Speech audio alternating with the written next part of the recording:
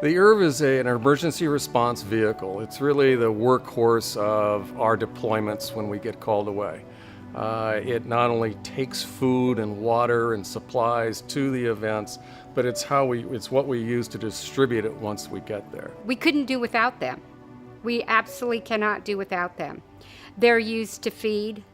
They're used to transfer goods to places that you can't even reach without, the destination may be on a hillside.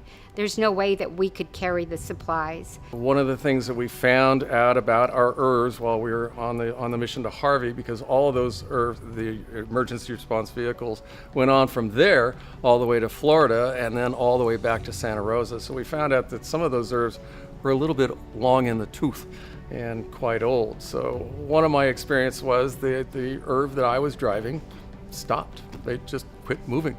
Oh, it's frustrating because you're really there to help, be of service. That's why you've, in many cases, flown thousands of miles and are staying in a staff shelter with 350 of your now closest friends, and more often than not, taking cold showers and things like that. You're very committed to being there to help. So when things go a little bit awry like that and not be able to complete that mission, it gets a little bit frustrating.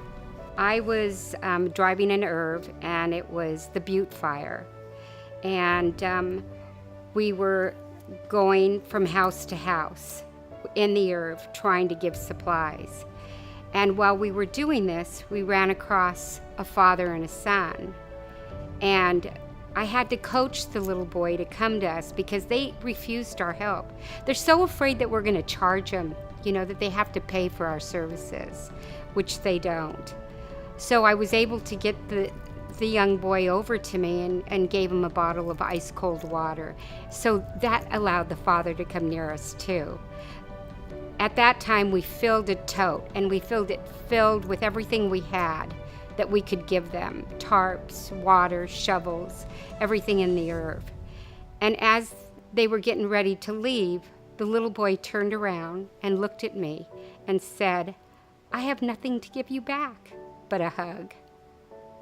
Just, stories like that just tug at your heart, that you want to go out. You just can't sit still.